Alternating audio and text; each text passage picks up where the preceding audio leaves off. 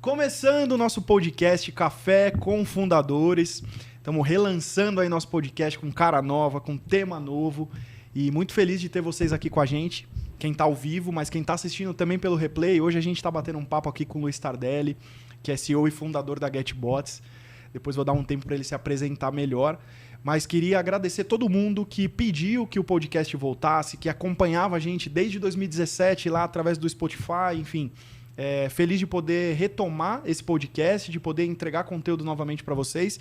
E nessa nova temporada a gente vai trazer os fundadores de empresas. Pessoas que começaram projetos do zero, que tiveram uma ideia, tiveram coragem de executar isso. E a ideia de trazer esses fundadores é justamente para mostrar como eles pensam. O que tem na cabeça de um fundador de empresa e que ele começa um negócio com a estatística totalmente adversa, né? Mas no Brasil, mais de 80% das empresas fecham antes de completar 5 anos de vida. O que tem na cabeça de alguém que tem 20% de chance de dar certo e faz isso com muito entusiasmo, né? Então é justamente isso que a gente vai trazer durante toda essa temporada e não podia ser diferente. A gente está estreando aqui o podcast Café com Fundadores com o Luiz Tardelli. Luiz, seja muito bem-vindo, cara. Estou muito feliz. A gente fez uma lista de pessoas que a gente convidaria e nessa lista a gente falou, cara, não tem como a gente não estrear com o Tardelli. A gente tem uma história juntos muito, muito legal aí durante toda a trajetória. Praticamente fundamos as empresas ao mesmo tempo ali, né? Então estou muito feliz de você estar aqui, cara. Obrigado. Cara, obrigado. Obrigado pelo convite. Uma honra estar aqui reabrindo esse podcast. Eu acho que a responsabilidade aumentou pra caramba aqui. Sem pressão, tá fácil, né? Ficou super fácil agora. Mas obrigado. Eu acho que assim, primeiro que o projeto é lindo, é fantástico. Você falou que passa na nossa cabeça. Eu acho que... Será que passa alguma coisa? Não né? sei. Às vezes não dá tempo nem de pensar, a gente tem que executar muita coisa. Sim. Mas obrigado pela oportunidade, pela honra mesmo de estar aqui. Para mim, acho que é muito bacana compartilhar os desafios, enfim, tudo aquilo que a gente vem desde aquele papo que a gente teve lá no Coworking do Google. 2017. 2017, para quem não conhece, o Coworking do Google, aqui em São Paulo.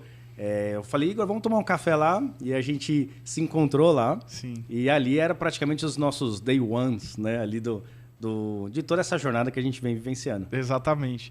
Cara, papo de fundador precisa ter muita energia, né? Então, para colocar uma energia nessa conversa, a gente está aqui com apoio e com a parceria, né, da Power Focus. A Power Focus é um Bulletproof, uma bebida energética para te dar mais foco, te dar mais disposição, mais energia, e feito isso de maneira natural. Então, se você quiser conhecer mais sobre a Power Focus, é só você acessar o site powerfocus.com.br. Já quero de cara agradecer a Priscila aí, que está com a gente desde esse primeiro dia, desde o primeiro episódio. Então, muito legal ela ter apostado também no podcast. E, obviamente, que a gente não poderia deixar de separar um cupom de desconto para todo mundo que está assistindo a gente. A gente tem um cupom Podcast Power.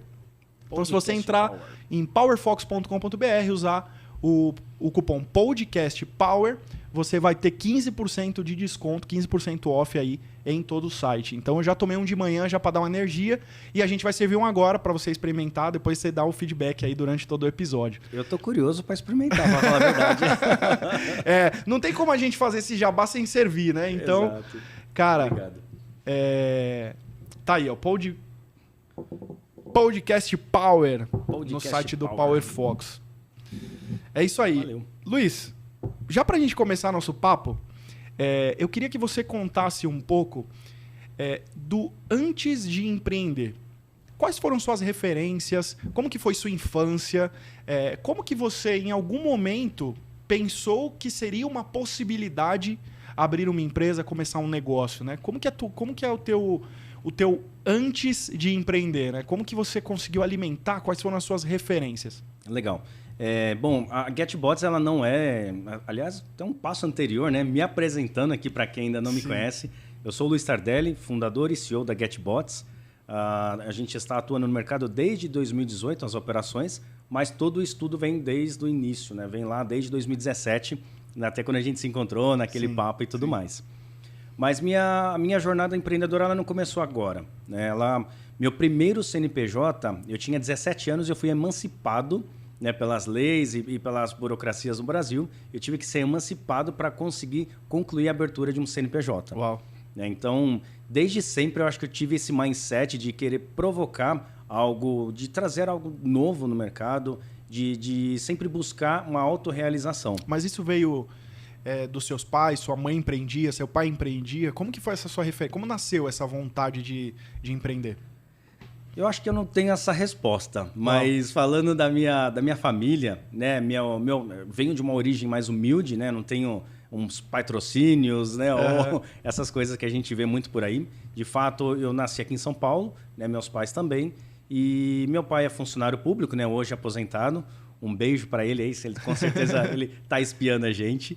E minha mãe, né, sempre cuidou da família. Aliás, um beijo para sua mãe que me acompanha lá nos stories, está comentando, enfim. Um beijo para você também, que eu tenho certeza que está assistindo. Ela é corujona. Ela é nossa espectadora número 1. Exatamente. Sempre. Tanto sua quanto a minha também. Isso é muito legal. E minha mãe sempre ficou em casa, cuidando da família, então, mas sempre dando apoio para os filhos, entendendo, acompanhando a nossa criação de fato, muito próximo.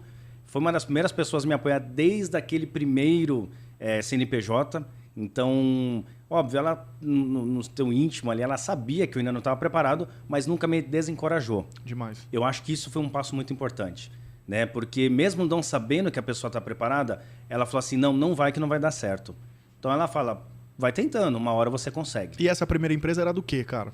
Era uma empresa também no nosso mercado de digital. Hoje, para sintetizar e atualizando ela nos dias atuais, né, 2022, ela seria o que a gente conhece como marketplace. Tá. Nos anos literalmente, o CNPJ abriu no ano 2000 e o nome da empresa é chamado Tudo Tem Portal de Internet.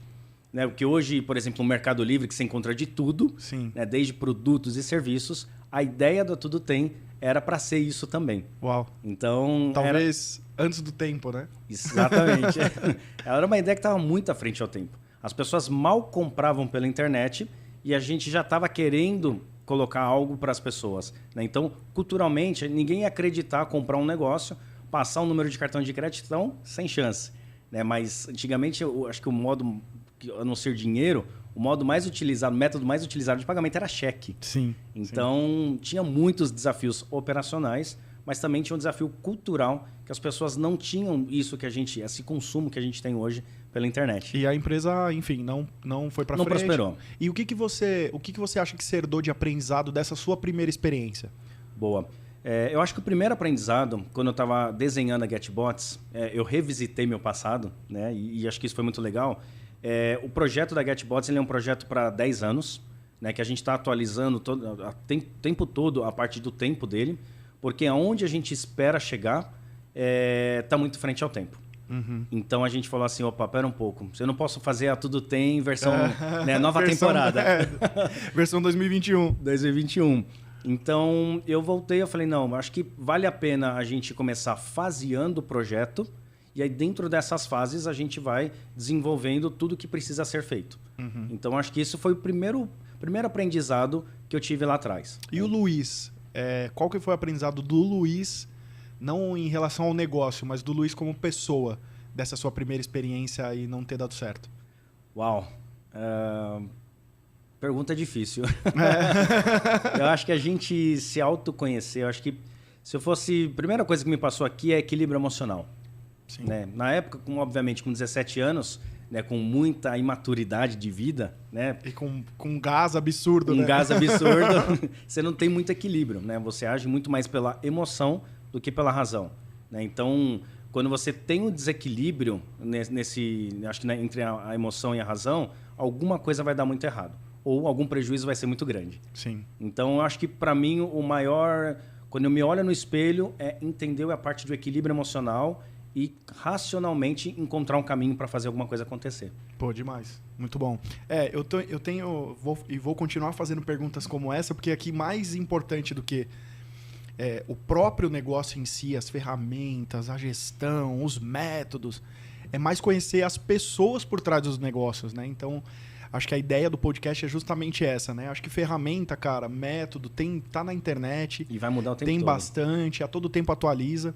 Mas eu acho que essa forma de pensar de quem tem um negócio, de quem funda um negócio, de quem já está no terceiro negócio, de 2 que não deram assim, continua com o mesmo entusiasmo. Acho que tá aí o segredo, né? E é justamente esse conteúdo, esse tipo de segredo que eu quero revelar aqui. Por isso que eu vou continuar te fazendo algumas perguntas dessas muito boa. mais difíceis aí, né? Café e tá aí, bom. E aí o Luiz, essa empresa não deu certo. E qual foi o passo ali?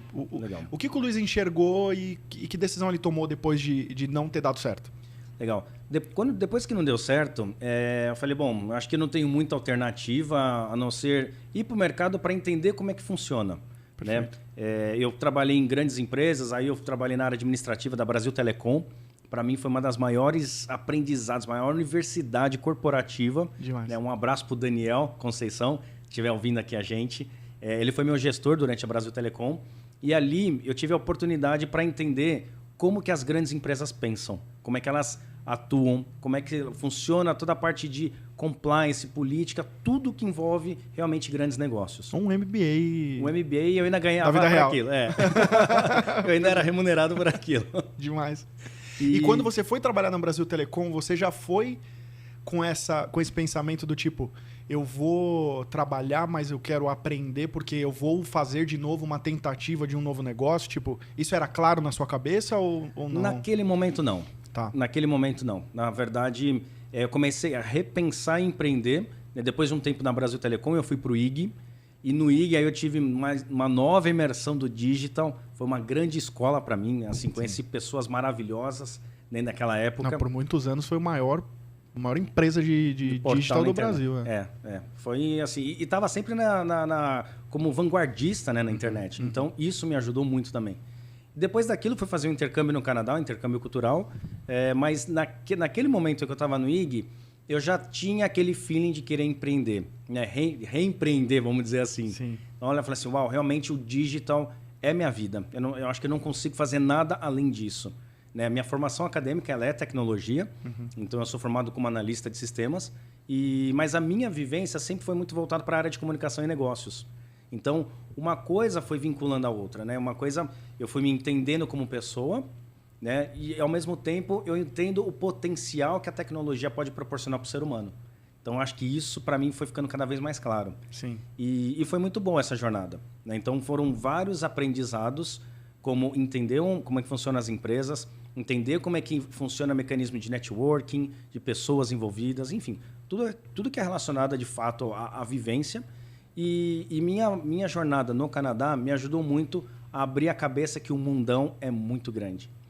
Sair do contexto somente Brasil, entender tudo, como é que funciona mesmo o mundo, sabe? Que a globalização é muito forte.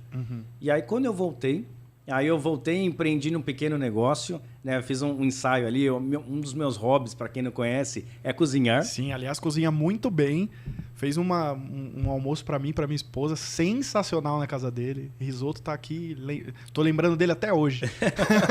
É isso aí, foi isso mesmo. Manda muito bem, muito bem. Muito bom. E aí, quando eu voltei, uma amiga minha, ela falou assim, pô, você gosta de... Né, eu estava assim, naturalmente, ia me recolocar no mercado.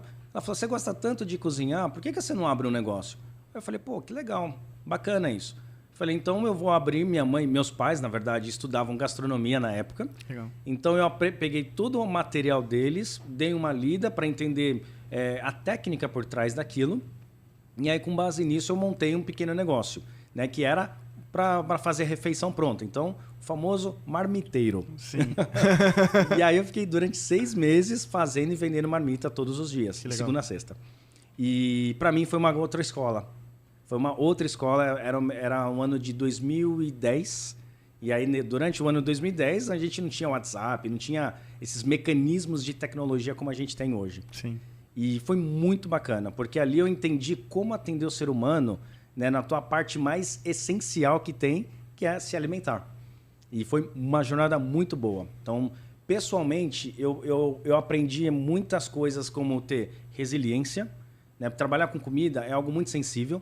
Né? Porque se você faz uma comida e tem uma contaminação, você pode até chegar a matar uma pessoa. Sim. Então, eu acho que é muito sensível. Responsabilidade muito grande, né? Muito grande. Então, eu tinha todo... Por isso que eu fui estudar a parte técnica, né, de como limpar as áreas onde a gente ia produzir as comidas, enfim, fazer toda a parte de higienização de ponta a ponta. E durante essa jornada, A minha ideia foi muito curiosa, porque assim, eu não me via vendendo marmita o resto da vida. Eu queria Você já montar... sabia que tinha começo, meio e fim. Exato, mas eu estava querendo montar um negócio voltada para alimentação, mas eu falei, a marmita ela é a vitrine de algo maior que a gente quer montar. Então, é a vitrine de alguma coisa que eu quero montar franquias, para que as franquias façam as refeições mantendo o padrão de excelência que a gente estava desenvolvendo na época. Perfeito.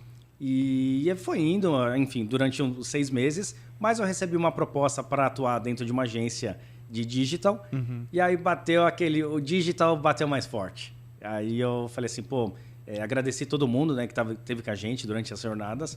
Foi um aprendizado maravilhoso. Sentiram muita saudade, recebi muitas mensagens depois. Então, além da comida boa, o atendimento estava muito bom. Sim. Mas me ajudou muito nessa jornada para amadurecer algumas coisas que eu acho que ainda não estava preparado. Né? Então, a resiliência, responsabilidade, entender como atender as pessoas, como lidar com uma gestão de crise. Né? Ali, processos. Então, muita coisa. E até dentro de uma cozinha... Foi muito curioso porque todo mundo que pedia refeição, eu ia colocando dentro de uma planilha de Excel. Porque eu já estava montando um BI, né? Olha o CRM aí. Olha um CRM, um BI de CRM, para auxiliar, inclusive, como que eu posso atender melhor a pessoa no futuro. Né? Oferecendo serviços agregados. Então, vamos chamar uma nutricionista, vamos chamar uma pessoa que entenda quais são os objetivos do cliente e como é que pode atuar em cima disso. Então... Foi muito legal. Foi uma jornada fantástica. Essa geração atual tem muitos jovens que estão começando a empreender, né? E às vezes já começam... Nem constrói uma carreira de certa forma, já constroem a carreira empreendendo, né? Eu conheço muitos jovens que, cara, nunca trabalharam em uma empresa, sempre empreenderam e trabalharam nos seus próprios negócios. Você acha que existe uma necessidade ou você percebe alguma diferença, o fato de você ter trabalhado em uma grande empresa e depois empreendido, você acha que isso fez diferença para você ou não? Sim ou não? Sim, para mim fez toda a diferença. Para mim, como eu falei, né, agora há pouco, a Brasil Telecom, ela me trouxe subsídios para entender como é que funciona o mercado corporativo. Porque tem muitas coisas que não é o dia a dia que vai te ensinar. Você pode ir para a melhor universidade, você pode ter acesso aos melhores ensinamentos, às melhores teorias do mundo. A prática, ela realmente conta bastante. Porque no fim do dia, no fim dos negócios, né, quando você tira um crachá, é um ser humano que está por trás daquilo. Perfeito. Então, quando você se depara diante de uma situação, o livro ele não fala quem está com crachá e quem está sem o crachá. Então, para mim, eu acho que essa é a sensibilidade que faz muita diferença. Então... no exemplo da minha própria vivência, né? Eu era um jovem de 17 anos, com gás total, mas eu realmente não tinha experiência. Lia muito na internet. Né? Tecnicamente, fiz vários testes que a tecnologia que a gente criou na época funcionava. Só que quando eu tirava o crachá, as pessoas não sabiam nem o que era tudo, nem o que era tem. Muito menos a internet. E muito menos confiar num projeto talvez de um menino ainda, né? De Exato. 17 anos. Nada contra as pessoas com 17 anos.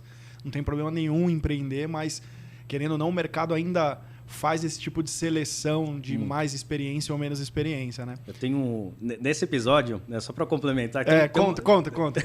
Tem uma curiosidade muito interessante. Eu lembro que na época, né, na tecnologia que a gente tinha nos anos 2000, quem tinha notebook, eu brinco que era só alto executivo da IBM. Né? Até dentro das empresas, era aqueles monitores de tubo, aquelas máquinas, teclado branco, aquela coisa toda que a gente conhece pelas fotos do Google. E foi muito curioso porque a tecnologia que a gente desenvolveu era por pager. Então, um exemplo de situação que a gente estava mapeando. Você quer mandar a flor para sua esposa... Então, você digitava o CEP do local onde ela está, o sistema automaticamente já identificava o local, encontraria algum revendedor mais próximo, né? Antigamente tinha muita gente que vendia dentro de Kombi, enfim, dentro de casa, né? Era aquela coisa bem amadora, né? Perto do que a gente tem hoje. Sim. E aquela pessoa do outro lado tinha um pager. E aí, nesse pager, ela recebia o pedido, ligava para você... Eu pegava lá um orelhão mais próximo, ou se ela estivesse em algum lugar, ligava e falava, Igor, você fez um pedido, recebi. Como é que você vai pagar? Porque na época os meios de pagamento não tem nada da tecnologia que a gente tem hoje.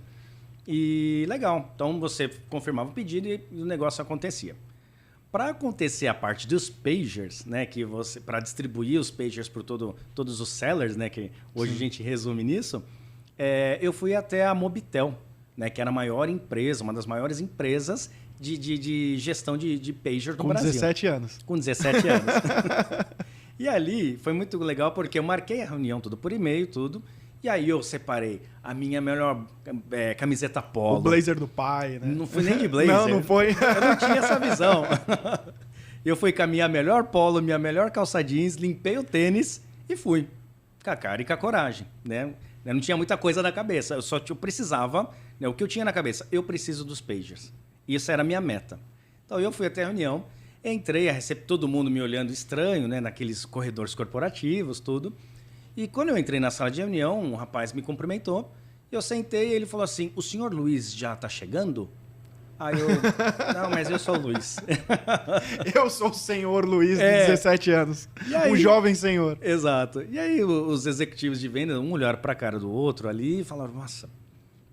Fizeram uma cara, mas ok, não me mandaram embora, me receberam. Uhum. E aí eu contei a minha ideia. Ele falou, mas o que você está fazendo aqui? Eu falei, deixa eu te falar a minha ideia. E aí eu expliquei sobre o projeto. Eles acharam muito interessante, muito frente ao tempo. Eles falaram, olha, tem bons desafios, tudo, porque já eram pessoas de mercado de trabalho, né, do mercado corporativo. Sim. Então, sabiam algumas coisas que eu não estava falando ali.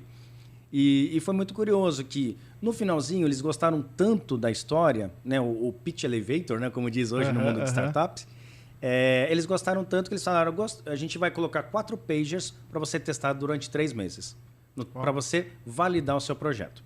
Falei, pô, obrigado, tudo. Assinamos contratos, voltei para casa feliz da vida. Porque eu tinha uma meta e eu consegui vencer aquela meta. Sim.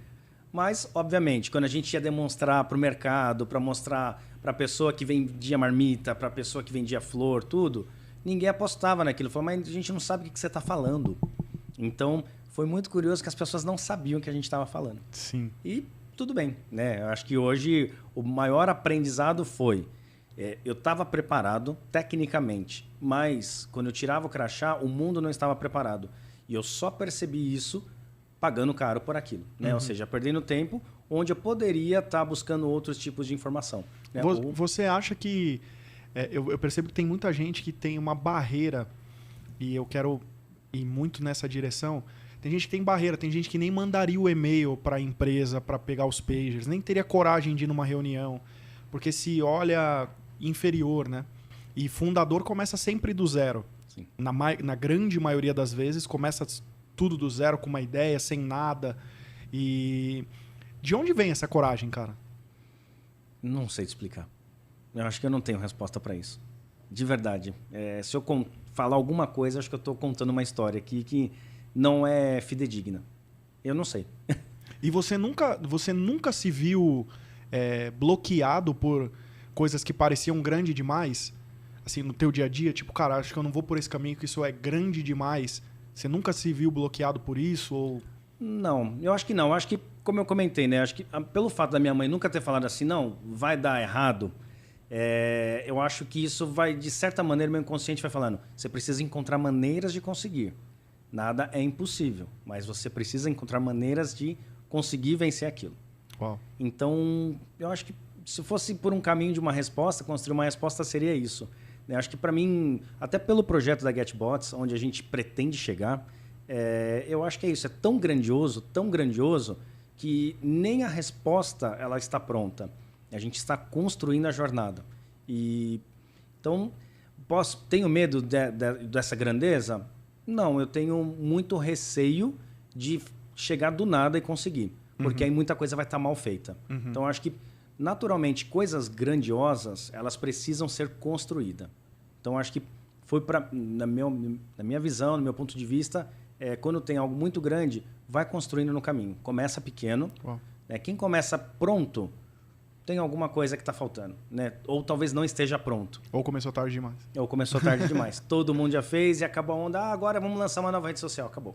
Então, eu acho que tem muita coisa que... Quando você falta as respostas, né? Quando você vê algo muito grande ou não vê o fim, é um excelente caminho. Para quem quer empreender, é um excelente caminho. Uau! Esse daqui dá um corte, viu? Continuando, né? Então você teve sua carreira lá, voltou para o digital, continuou trabalhando e aí em 2017, por algumas referências ali, você voltou de novo com essa vontade de empreender. Qual que foi o maior propósito de construção da GetBots ou qual foi o maior problema que você viu ali que você como empreendedor, agora já maduro, né? Depois de duas experiências, de já ter rodado no mercado corporativo, qual problema o Luiz e a GetBots se dispuseram a enfrentar? Eu acho que... acho não. Quando eu comecei o projeto em 2017, eu já estava atuando no mercado de digital há um bom tempo e especificadamente em SEO quase 10 anos. Uhum. E durante esses quase 10 anos eu vendi mais de 400 projetos, né, sempre atuando na área comercial, vendi mais de 400 projetos de SEO. Então eu tive acesso a divergentes e diferentes desafios que as empresas tinham em relação ao digital.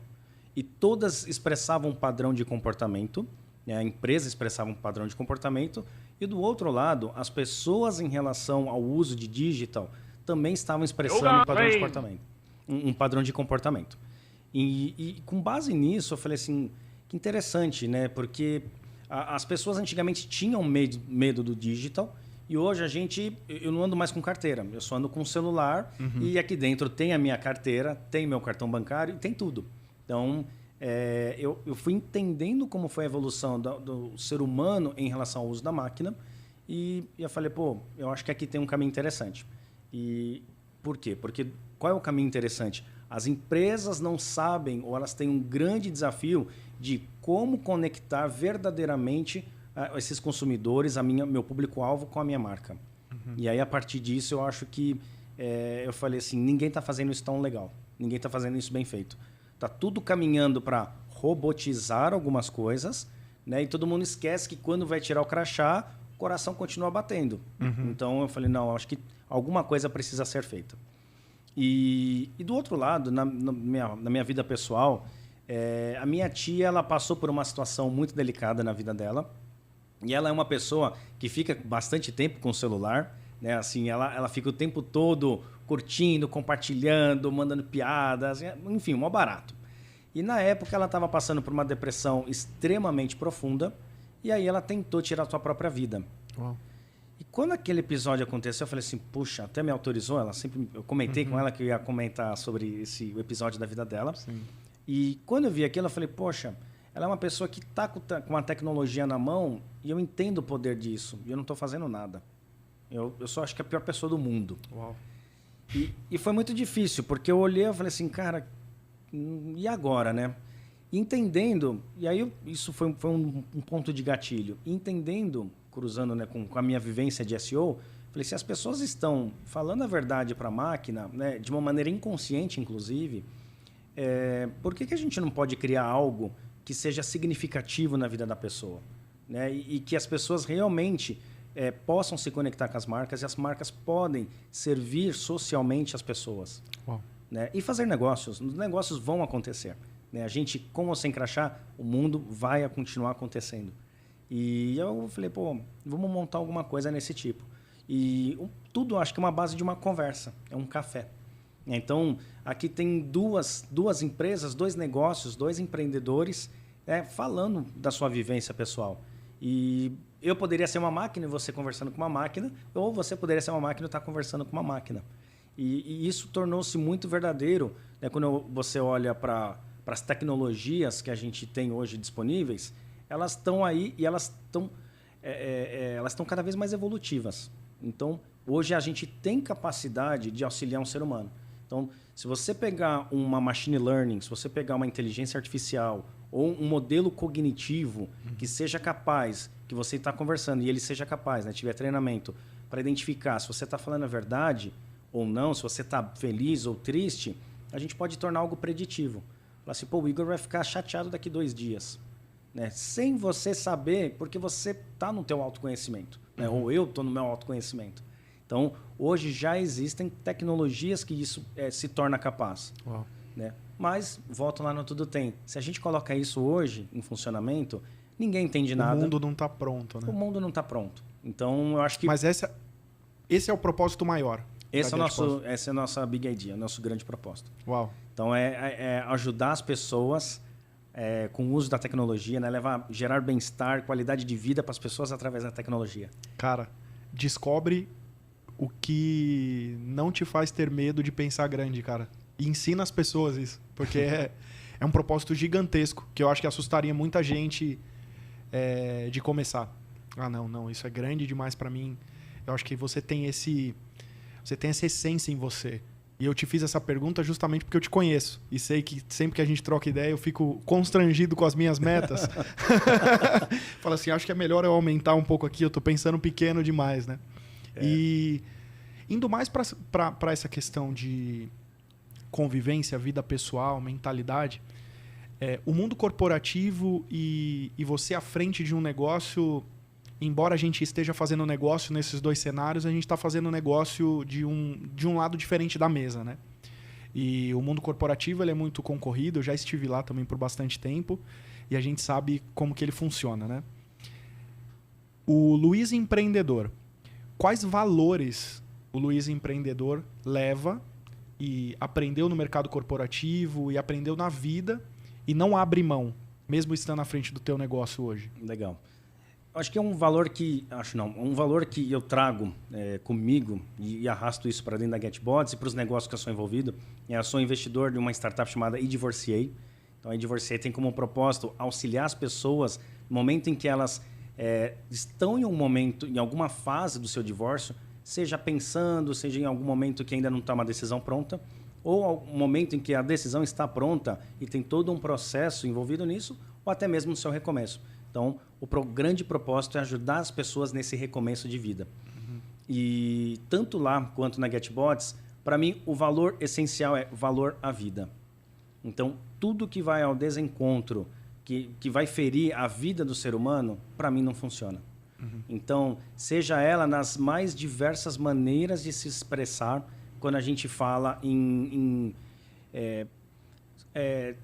de repente, tirar sarro da vida de uma pessoa, né? De repente, ir para um lado que realmente vai desbonificar uma pessoa. Então, assim, eu acho que para mim isso não funciona. Pode ser uma piadinha, mas é uma piada para um lado, para um outro lado, nem sempre é uma piada. Então, eu acho que a comunicação é o maior desafio da humanidade. Sim. Então, comunicar entre uma ponta e N pontas se torna um processo maior ainda. Né? O propósito da GetBots, atualmente no mundo, são 7 alguma coisa bilhões de seres humanos, 40% conectado.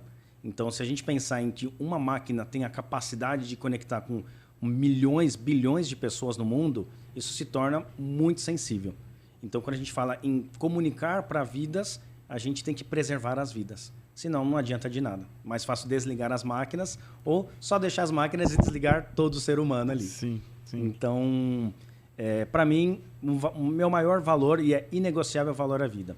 Então, não existe nada que a gente consiga negociar que vai falar assim, não, mas eu acho que pode ser que prejudique alguém. Eu falei, então a gente precisa rever o plano. Então, isso aqui não pode funcionar. Uau. Porque senão, a gente vai, para pegar o propósito, tem que ser algo maestro do código-fonte de qualquer empresa. Né? O nosso código-fonte está lá, gerar propósito e gerar qualidade de vida e bem-estar para as pessoas. Esse código-fonte a gente não pode apagar. Todo o restante a gente vai encontrar um meio. E quando a gente fala isso, a gente está falando valor à vida. Então, se pode prejudicar alguém, a gente precisa resolver um problema. E não tem problema, é um desafio bom. Sim. Poxa, demais, cara. Eu vejo que tem muitas empresas hoje nascendo com esses valores muito claros, esses códigos de conduta, de cultura. E eu acho que isso vai fazer muito bem para o mercado corporativo, que por muito tempo não teve muitas regras, né? Era muito na política, na vantagem, o que era mais importante para o ponto de vista do investidor. As planilhas estavam acima das pessoas, então eu acho muito legal essa nova era de empresas que tem um código de cultura. Você fala, você não vai passar na entrevista porque você não tem a cultura da empresa. Cara, há 10, 20 anos atrás, isso era...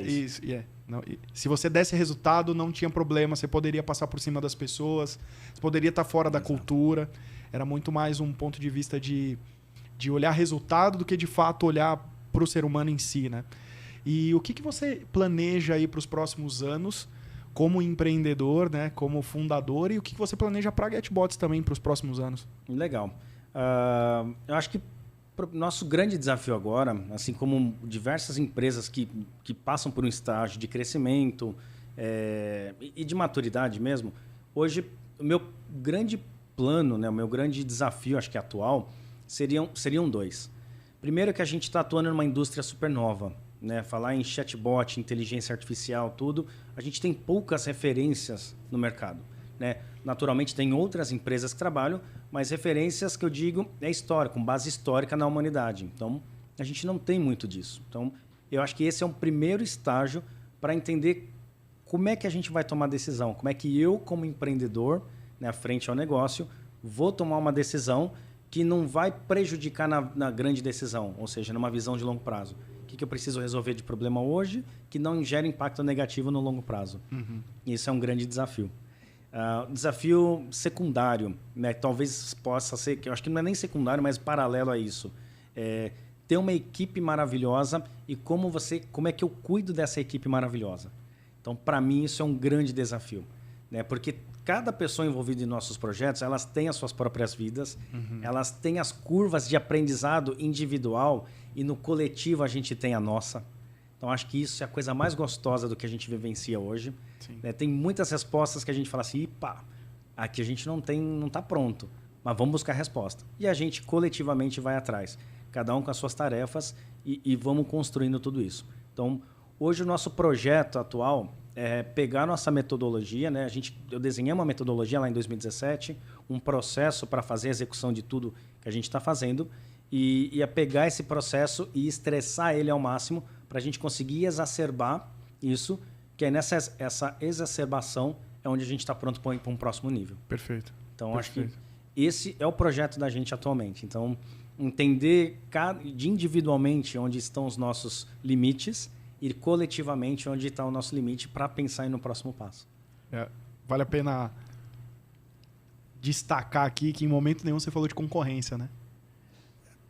É uma evolução da GetBots para ela mesmo. É muito interessante isso, porque às vezes a gente olha para o mercado onde a GetBots tem concorrentes, ela não está no mercado sozinha. Sim. Mas é engraçado que você, quando fala do que você está planejando para o futuro, em momento nenhum você está falando, não, você é a maior, você é a melhor, não. Eu só vou ser a melhor versão olhando para o meu time e olhando para a soma do time, que é um outro ser, né? Eu vou ser uma melhor versão de mim mesmo. Cara, sensacional. Muito bom. O que o Luiz de hoje falaria para o Luiz de 17 anos começando um negócio? Que conselho você daria? E eu estou te fazendo essa pergunta, enquanto isso estou te dando tempo para pensar em alguma coisa. Mas eu estou te fazendo essa pergunta por quê? Porque eu acredito que a juventude hoje ela precisa de coragem.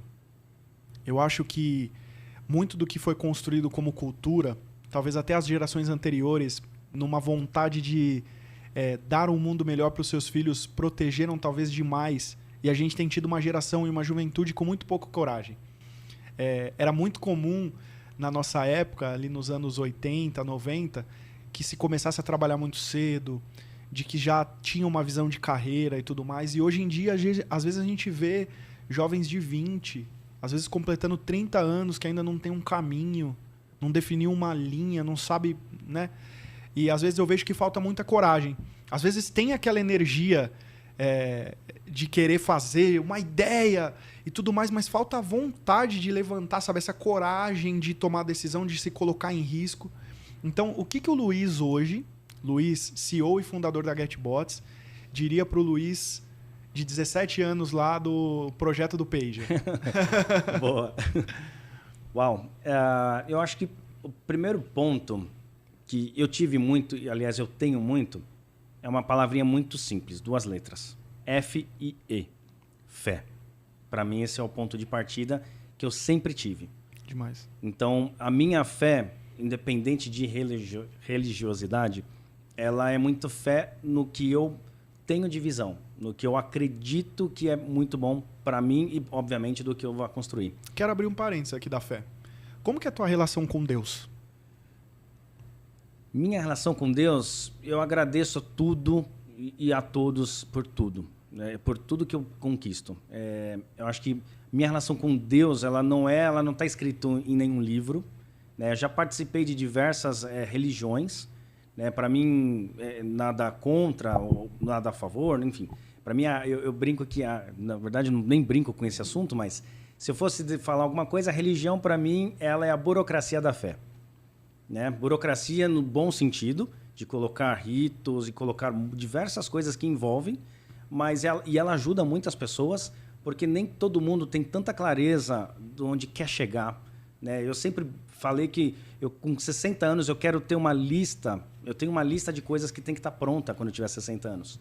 A maioria das pessoas não fazem esse exercício. Então, se eu fosse falar para o Luiz de 17 anos, eu falo assim, escreva um pouco mais essa lista, não só lá nos 60 anos, mas coloca na lista dos onde você quer estar com 30. Né? E minha relação com Deus, então, ela é muito... É meu combustível para acreditar que nem tudo, né? Para crer que nem tudo a gente consegue escrever. Né? Nem tudo é racional.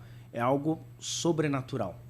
Então, para mim, Deus é algo sobrenatural que nenhuma religião conseguiu decodificar Deus. Para mim, não existe nenhuma religião que eu participei não conseguiu decodificar Deus. Para mim, é uma energia tão grande que quando eu começo a falar, assim, minha pele começa a suar. Então, essa é a minha relação com Deus. Perfeito. Então, assim, eu vejo que cada ser humano, né, de novo, são 7 bilhões e alguma coisa de seres humanos, cada um tem sua fé, cada um tem o seu próprio Deus no coração. Eu acho que o ponto de partida, para pensar em fé nisso, é cada um olhar para o teu espelho, vai lá no banheiro, desembaça o espelho e vê ali quem é o seu Deus. Né? Se você vai no Deus onde que você está indo dentro de alguma religião, ou se você vai construir o seu próprio Deus, né? Que seja bom para si, bom para a sociedade. Né? Acho que isso, de novo, no valor à vida. Então, para mim, eu acho que esse seria o ponto. Talvez, se olhar do ponto de vista do código ou do método de como se conviver com Deus ali, talvez você não tenha encontrado um método. Mas é importante e legal que você falou, cara, meu Deus não está em nenhum livro, né? Mas você, no teu exemplo de Deus, você usou os 2 maiores mandamentos bíblicos, que é amar a Deus sobre todas as coisas e amar o próximo como a ti mesmo. Então, por mais que você não tenha visto isso escrito em lugar nenhum, você sente isso. E o que é mais maravilhoso. Né? Porque a religião, muitas vezes, ela tem um caminho de regras, enquanto você está construindo uma relação com Deus no caminho de experiência. E vou te dizer, esse é o mais alto nível de relacionamento com Deus, cara. Que bom. Então... O mais alto nível de relacionamento com Deus é você sentir Deus, né? E não... Enfim, não seguir uma lista de ritos, né? Sim. Por isso que a religião, a burocracia nessa boa parte, tá vendo? E é o que você falou, cabe para muita gente, né? Sim, faz bem para muitas pessoas e tudo mais. Mas legal você dizer que pro menino de 17 anos ter clareza seria o teu maior conselho, né? Sim. E eu acredito nisso também. E eu acho que a clareza ela vem conforme o tempo. Sim. Tenho certeza que com 17 anos você não... do mesmo jeito que o teu negócio não estava pronto para aquele tempo, o Luiz de 17 anos não estava pronto para aquele tempo. Então foi necessário você passar por todas aquelas etapas, tomar todas aquelas bordoadas das pessoas, enfim, das cabeçadas que você precisava dar para que você fosse capaz de ter em você algo que fosse possível de fazer alguma coisa tão grande, né? Então, o conselho que eu dou para todos os jovens também é, cara, faça. Ah, mas eu não tô pronto. Ah, mas eu não tenho. Ah, mas eu vou fazer quando eu tiver tal coisa. Cara, faça. Simplesmente faça. Eu tô aqui fazendo esse podcast hoje no estúdio aqui, mas quando a gente começou lá, eu fazia com o gravadorzinho do celular, com fone que veio no meu celular, gravando no gravador, mandava por WhatsApp para um editorzinho que fazia lá. No começo mesmo, eu editava, depois eu treinei minha esposa para editar. Ela editou muito podcast que tá no ar lá, foi ela que editou. E a gente fazia a gente mesmo, cara. Usando um notebook da Acer lá que a gente tinha, usando o fonezinho do celular, mandando mensagem por WhatsApp. Se você for nos primeiros episódios, com certeza não vai estar tão bom quanto esse. Mas esse episódio aqui não existiria se eu não tivesse feito aqueles. É isso. Então eu acho que a gente precisa passar por essas etapas, né? São etapas de amadurecimento. Se a gente for olhar, por exemplo, para o videogame, a última fase do videogame só fica possível de ser zerada porque a gente zerou a primeira. A primeira era difícil. E aí, conforme a gente vai se acostumando com essas fases, a gente vai estando mais fortalecido para fases maiores, né? Então, cara, concordo em todo gênero e grau de tudo que você falou. Eu acho que a juventude de hoje em dia precisa ter mais coragem, precisa estar mais disposto a passar vergonha, no sentido de... Cara, se você não sentir vergonha do que você colocou no ar, você pôs tarde demais, entendeu? Então precisa passar vergonha, precisa quebrar essa barreira de não estar perfeito, de receber crítica. Sim. Eu vejo que hoje é muito difícil a juventude olhar para esse mundo de crítica e assimilar isso muito bem, né? Também está muito hostil o ambiente, mas eu acho que a crítica é sempre boa, né? E a gente nunca está pronto, né? Sim, eu acho que pelo que culturalmente que a gente está vivenciando, até como sociedade e tudo, eu acho que as pessoas têm medo do famoso cancelamento. Uhum. Então, eu acho que essa juventude, ela fala assim, não vou colocar nada porque vai que eu sou cancelado. Se você for cancelado de algo, reconstrói de outro. Então, eu gosto muito de obra de arte, né? Do mundo das artes como um todo. E desde sempre, desde o início da humanidade, quando um artista faz um quadro, quando ele faz a tua obra de arte, ele sabe e ele quer receber as críticas, né? Porque faz parte das fases da construção de um artista. Uhum. Então, quando você vê uma obra de arte, fala assim, uma tela feia. Uma pessoa do lado vai olhar e falar assim, isso é a coisa mais linda que eu já vi na vida. Então, a obra de arte, um artista, ele cria algo e ele quer que receba as críticas, porque ele fala assim, que bom que você criticou, você está prestando atenção. Sim. Então, se você, jovem, está recebendo críticas, que bom, porque você está recebendo audiência. Tem pessoas vendo você. Então, continuem. E tem pessoas parando o tempo delas. Olha que precioso isso, cara, se você olhar por esse olhar. A gente tem um tempo limitado durante o nosso dia. A gente tem 24 horas. Tem alguém preocupado ao ponto de parar o tempo dele e gastar dessas 24 horas do dia dele para te dar um feedback, cara. Exato. Entendeu? Ó, pensa assim, ó, você pode achar que o conteúdo daqui ficou ruim. E eu posso não ter a oportunidade de saber disso. Mas teve alguém que parou, me mandou uma mensagem em direct. Cara, esse enquadramento não ficou legal. O áudio tava de tal jeito. Pô, o assunto, você devia ter perguntado isso. Cara, olha que precioso isso, né? Óbvio que a gente não tá generalizando. Tem muita gente que faz crítica desconstrutivas só para ser ofensivo. Existem redes sociais que tem essa energia, né, de derrubar, de destruir as pessoas. E normalmente isso é feito por pessoas que são doentes emocionalmente, né? Exato. Mas, cara, a crítica é boa no geral. Ela é boa. Né? Ela é importante no geral. Foram as críticas que me fizeram chegar até aqui, cara. E tenho certeza que são elas que vão me fazer melhorar daqui pra frente também, né? Sim. E para mim também funciona do mesmo jeito. Então, hoje, eu recebo naturalmente críticas? Naturalmente, sim. Né? De várias pessoas, vários níveis dentro de pessoas, seja uma faixa etária de diferentes idades, ou seja, em diferentes níveis de sociedade e tipos de sociedade. Então, alguma empresa fala assim, o relatório poderia ser melhor. Pô, cara, que sensacional isso, vale ouro. Cara, entendeu? Exato. Dói naquele... Uma vez eu escutei uma frase que para mim foi a melhor. Ele falou, é melhor você um dia roxo do que o resto da vida vermelho. Uhum. Então você vai ficar muito chateado num dia, mas você não vai ficar um pouquinho chateado em todo o resto da sua vida. Ou o vermelho de vergonha, né? O vermelho de vergonha. É melhor ficar bravo um dia do que passar vergonha o resto da vida, né? Exato. Então, nesses aspectos, é uma somatória positiva. Sim. Né? E por que as pessoas têm muita dificuldade, na minha visão, por que as pessoas têm muita dificuldade com crítica? Porque a gente não está pronto para respondê-las. Eu não gostei da sua camiseta. Pô, é minha camiseta? Você fica desajustado, você não sabe que... Por quê? Porque não está pronto. Fala assim, pô, você não gostou? Obrigado, eu vou pensar em outra. Pronto, legal, a vida vai seguir. Sim. Então, eu acho que isso é muito importante. E jovem, né, no mundo 5G, então está tudo ultra conectado, né, uma era de hiperconectividade. Hipervelocidade também. Fora a velocidade. Então, é muito difícil receber a volumetria de informações, né, no curto espaço de tempo e como gerir aquilo. Então, gera frustração, isso e aquilo. Então, você pega e fala assim, deixa isso aqui para lá. Não deixa isso para lá. Puxa o que você realmente saiba, o que realmente você quer. E aí, a partir daquilo, você vai atrás para corrigir, para dar o melhor de si.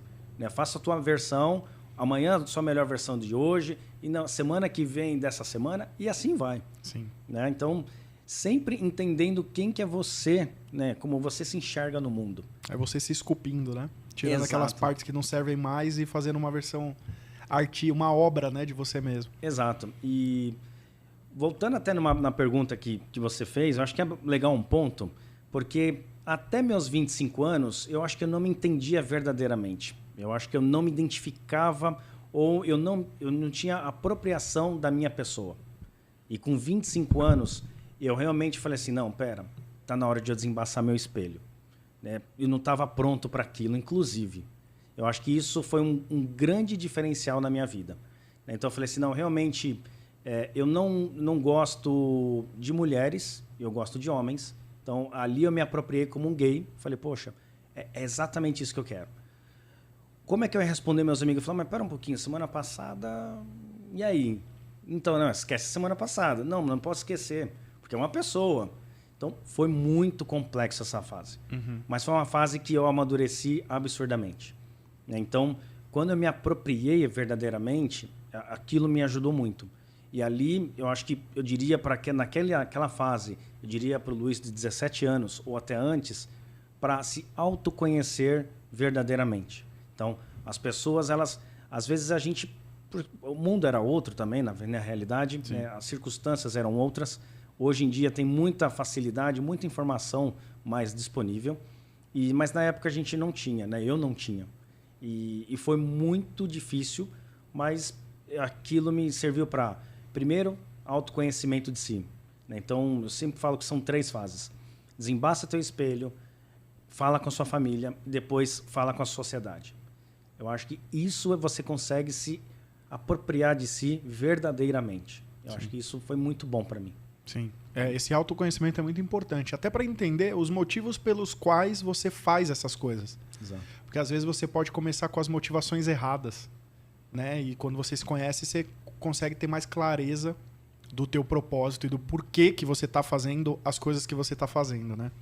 E para quem tem só uma ideia, às vezes está no mercado corporativo, trabalhando, está fazendo o que precisa ser feito, está pagando os boletos por mês lá. Não que quem empreende não paga boletos, tá? Paga o dobro. Muito pelo contrário. Paga no CNPJ e no CPF. Mas o que você daria de conselho para quem tem uma ideia, tem um plano, um sonho ali de realizar, às vezes quer largar a carreira corporativa para empreender, quer montar um negócio e, enfim, ainda não tomou essa decisão. Que conselho você daria em um tweet aí? Bom, em um tweet... Pode ser um tweet maior. Continua. Pode ser mais que um tweet. Eu acho que em um tweet, se a pessoa está vivenciando uma situação, né, a situação você não pode usar ela para levar aquilo para a sua vida. O que eu quero dizer aqui?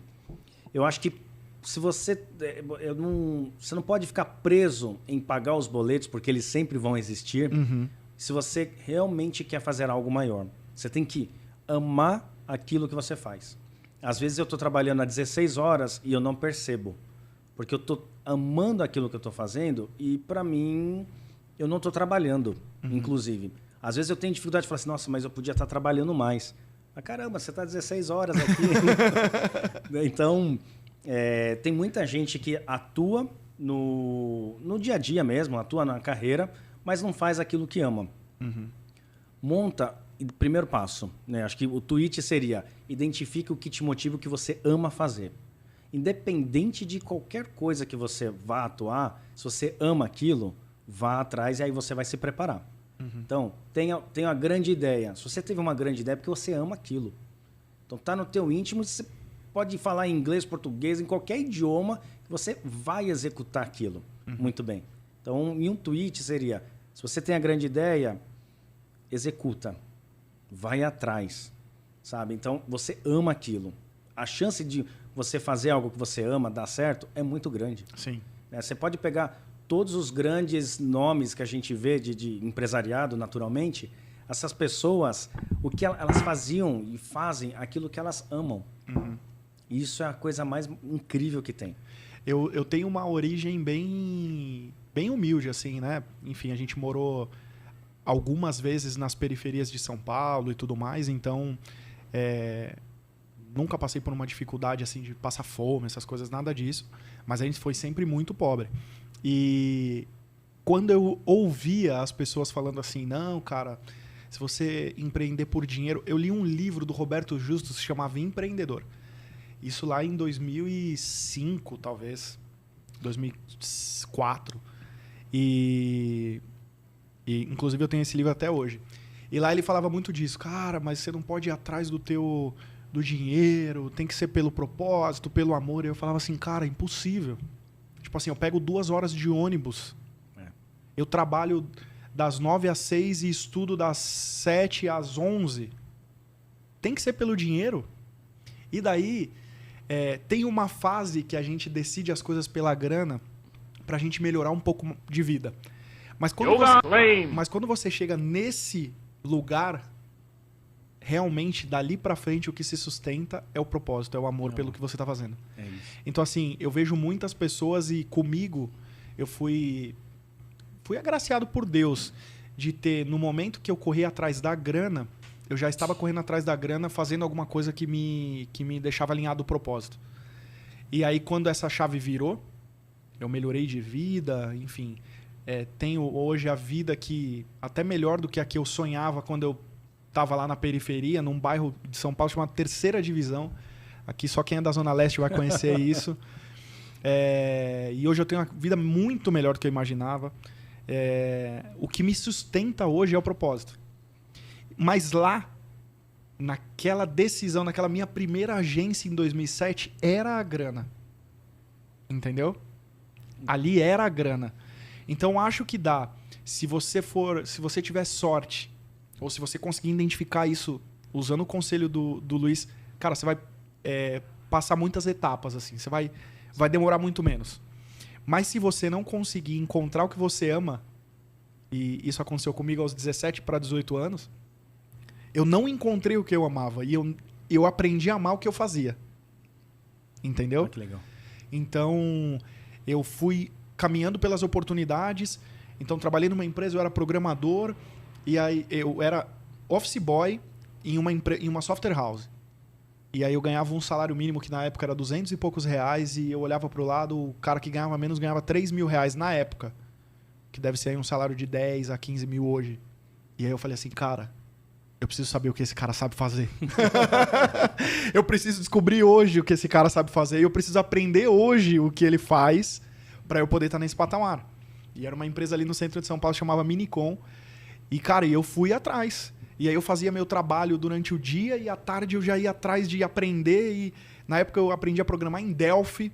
E aí comprei um livro e fiquei ali. Mas, cara, eu não era apaixonado por programação.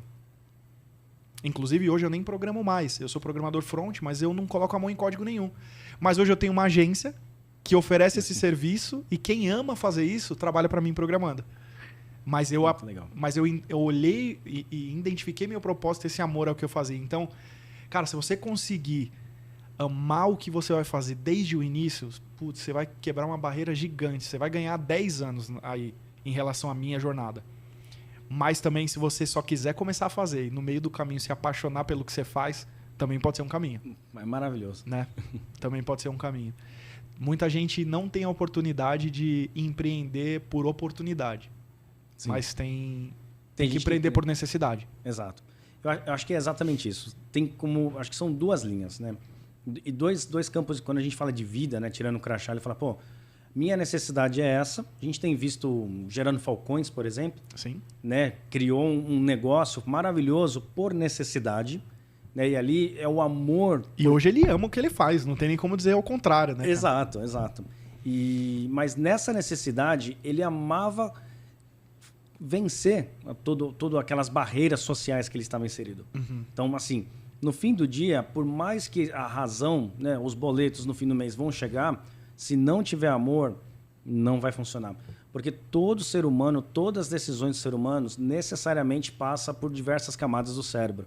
E a emoção, ela está envolvida. Uhum. Então, se você não faz algo que te envolva a emoção, você vai ficar doente, ou o seu negócio nunca vai dar certo, nunca vai prosperar. Então, por mais que seja essa estratégia, né, da necessidade, encontra na necessidade o amor, como você fez. Se apaixona. Se apaixona e vai. Sim. Né? Então, eu acho que é perfeito isso. E as pessoas que conseguem ter aquele autoconhecimento e já se descobriu e vai fazer o que ama e vai descobrir os desafios no meio do caminho, que também é uma jornada maravilhosa. Sim. Então, vai prosperar. Ambos prosperam. Sim, né? sim, Acho que sim. não pode se frustrar porque ouvi uma história que é diferente da minha. Primeiro ponto, o que é diferente? Aonde você sentiu a diferença? Teve oportunidade. Poxa, se pensar, meu pai é funcionário público. Eu não tive, até os meus 20 e poucos anos, não lembro exatamente a idade, eu nunca tive acesso, a não ser aquela reunião na Mobitel, eu nunca tive acesso ao mercado, a entrar numa sala de reunião, a entrar no escritório. Eu não sabia. Meu pai é funcionário público da Segurança Pública do Estado de São Paulo. Uhum. Então, assim, eu conhecia o que era uma delegacia, conhecia ambientes dentro do mercado do setor público. Sim. Agora, um corporativo, nunca tinha visto na vida. Então, isso eu poderia ir guiar por um caminho? Sim, mas eu fui pelo outro. Então, eu acho que esse caminho, esse passo é importante. O que me incomodou? Né? Eu não sabia me portar em reunião. Fui aprender. Nas primeiras, entra quietinho, observa. Vê qual é a hora de levantar a mão, a hora que baixa, como é que funciona a dinâmica. E se você é jovem ainda, se você tem pouca idade, você tem a oportunidade de ir trabalhar naquilo que você quer construir. Então, por exemplo, cara, eu quero ter uma cafeteria. O sonho da minha vida é ter uma cafeteria. Cara, vai trabalhar em uma. Exato. Até para saber se você é realmente apaixonado pela cafeteria. Porque o que a gente vê de fora, normalmente, por exemplo, eu descobri programando que eu não era apaixonado por programação. Mas eu tive que descobrir programando. Exato. Porque para mim, por fora, estava todo mundo muito feliz no que estava fazendo. Mas eu, quando de fora, enxerguei aquilo e falei, cara, vou me apaixonar por isso. E não me apaixonei. Entendeu? Não me vejo fazendo isso. Eu sou muito mais comunicador, gosto muito mais dessa parte de comunicação e marketing e tudo mais, e não da programação. Mas eu só descobri isso fazendo. Então existe uma... Tem que fazer. Tem que fazer. Falamos junto. Então fica aqui para você que tem um negócio, uma ideia. Cara, faz. Entra lá no site do MEI, cria sua MEI, começa a pagar lá a mensalidade, começa a emitir começa a vender para as primeiras pessoas, para os seus amigos, as pessoas próximas. E se você começar um negócio ou der o start do negócio a partir de algum conteúdo que te inspirou aqui, manda mensagem no direct. Eu vou querer te conhecer, saber quantos CNPJs a gente incentivou as pessoas a abrirem. Vai ser muito legal. Muito bacana. O que você deixaria de mensagem final, principalmente no que diz respeito ao cenário de empreendedorismo dentro do Brasil? Assim? O que você acha que de mensagem final para essas pessoas que estão querendo empreender aqui no Brasil e como que você enxerga esse ambiente? Legal. Eu estava pensando, enquanto você estava falando aqui, me veio uma coisa que eu fui no sábado agora. Um dos meus hobbies é navegar com jet ski. E no último sábado eu fui navegar no jet ski pela primeira vez em turma. Né? Eu sempre ando bastante, navego bastante com jet ski e sempre sozinho. Né? Porque é o meu momento de relax, é meu hobby, onde eu fico offline. O celular só funciona para ficar em Spotify. E um mapa ali para me guiar e não me perder. E no sábado eu fui navegar com outras pessoas que também participam de um treinamento, né? Até um abraço, João Kailara, que é um campeão mundial de jet ski. Que demais. Cara fantástico. E eu faço um treinamento com ele para, de novo, ser a minha melhor versão amanhã do que eu estou sendo da última vez que eu naveguei. E então ele reuniu o nosso grupo, né, os formandos ali do treinamento, e a gente foi, né, deu uma volta aqui no litoral de São Paulo, na região do Guarujá, e teve uma cena que me marcou muito. E eu acho que tem a ver com a sua pergunta, né, que eu acho que conecta um pouquinho de tudo aquilo que a gente está falando dessa última hora aqui e tudo mais. Pensar grande, né, e saber quem é você, e preparo, e muitos outros fatores ali envolvidos. Quando eu estava navegando pelo canal de Bertioga, se você olha ali pelo canal, de um lado você tem Santos, do outro lado Bertioga, né, Guarujá e Bertioga, e você tem ali o Porto de Santos, né, que é enorme, enorme. Quando você olha para o lado e vê o tamanho daquele navio, é a grande ideia, é algo que te assusta. Você fala assim, caramba, meu, se esse cara mexer, me tomba aqui. Né? Ou seja, você está começando uma ideia, uma concorrente está capaz de te tombar, você não está preparado. Né? A lição 1. E se você está seguindo em frente, está olhando e admirando a coisa grande, significa que você vai deslumbrar algo muito grandioso. E você vai desbravar algo. Então, se eu fosse deixar uma mensagem final saiba o teu tamanho, se prepara, nunca deixe de deslumbrar coisas grandiosas, porque elas vão estar ao seu lado e amanhã o teu tamanho da tua embarcação pode ser completamente diferente. Então, o senso de comunidade te traz uma grande segurança. Eu navego muito sozinho e eu sei o quanto que eu me sinto inseguro quando eu estou sozinho e o quanto eu estava deliciando estar com pessoas ao redor. Então, assim, vá junto com outras pessoas, saiba o seu tamanho, vá longe, navegue longe, se prepara. Então, acho que para mim seria a mensagem mais final aqui para Café com Fundador. Demais. Deu até vontade de andar de jet ski. Bora. Devia ter comprado bitcoins quando o Luiz falou para eu comprar, né? Se fosse isso, eu tava andando de jet ski hoje. Tá. Mas que legal, cara. Muito bom essa sua visão e é isso. Acho que a mensagem final aí perfeita, uma boa analogia e eu concordo plenamente com isso, cara. Vislumbra as coisas grandes, mas saiba que você tá de jet ski. Exato. Né? E o Luiz já deu um spoiler que provavelmente vai vir uma lancha aí em breve. Tio da lancha, né? Mas, cara, eu queria te agradecer demais. Obrigado. Enfim, muito bom esse papo. Eu até comentei com a Lela, né, com a minha esposa. Eu falei, cara, vai ser muito difícil eu tentar tirar coisas que eu nunca ouvi do Luiz e consegui. Tô feliz. Obrigado. Tô feliz. Então, gente, toda segunda-feira, meio-dia, a gente tem esse encontro aqui no Café com Fundadores. Na próxima semana a gente vai ter o Felipe Beraldo, que é fundador da Ciclo. Enfim, tem toda a agenda aí no Instagram, no YouTube. Então, feliz de vocês estarem com a gente aqui acompanhando. E, Lu, novamente, obrigado mais uma vez. Obrigado pelo convite. Vamos junto aí nessa... Vamos andar de jet junto, né? Vamos caminhar junto aí. Acho que você... Enfim, já te agradeço por tudo nesses 4 anos que a gente caminhou junto. Muitas vezes você foi meu muro das lamentações. E eu fui o seu também, né? Eu ia falar agora. Isso é muito importante.